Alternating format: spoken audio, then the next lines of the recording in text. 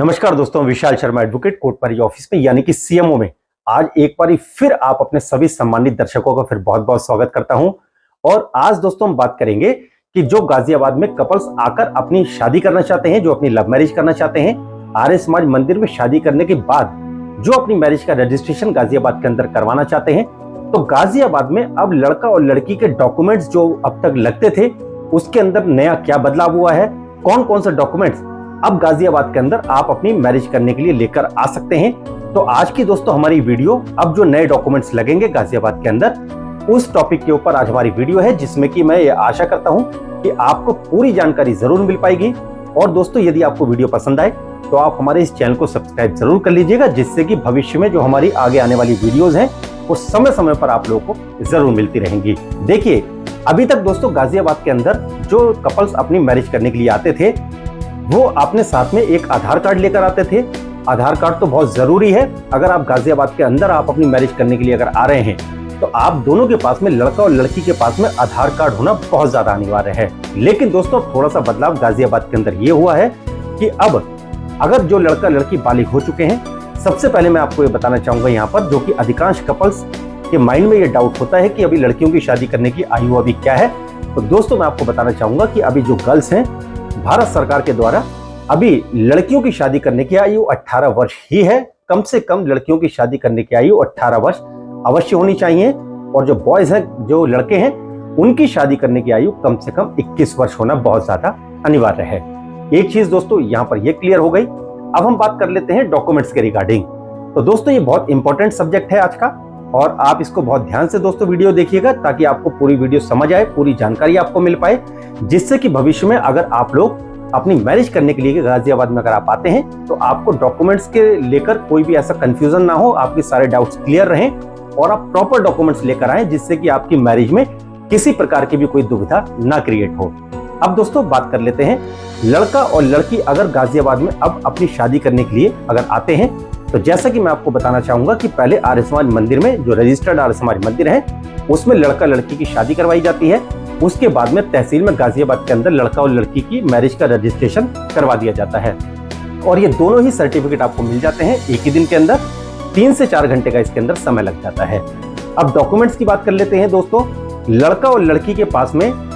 आधार card होना बहुत ज्यादा अनिवार्य है। ये चीज आपको पहले ही क्लियर है, हम कई सारी वीडियोस में बता चुके हैं। लड़का और लड़की दोनों के पास में आधार कार्ड होना बहुत ज्यादा अनिवार्य है। अगर दोनों में से किसी के पास भी अगर आधार कार्ड नहीं है तो आप लोग गाजियाबाद के अंदर आकर आप अपनी मैरिज का रजिस्ट्रेशन नहीं करवा पाएंगे, आप अपनी शादी नहीं कर पाएंगे। तो आप अपने घर से अगर शादी करने के लिए घर से निकलते हैं तो आप ये सुनिश्चित जरूर कर लीजिए कि लड़का और लड़की के पास में उनका अपडेटेड आधार कार्ड जरूर होना चाहिए। साथ ही इसके दोस्तों आपके पास में 2 आयु के प्रमाण पत्र होने चाहिए। अब जो बदलाव थोड़ा सा हुआ है, वहां पर जो मैरिज रजिस्ट्रार हैं वो 2 आपके आयु के प्रमाण पत्र के जो प्रूफ मांगते हैं, जैसा कि एक आपका या तो 10th क्लास का सर्टिफिकेट हो गया, उसके साथ में आप अपना पैन कार्ड दे सकते हैं, उसके ऊपर भी आपकी डेट ऑफ बर्थ लिखी होती है।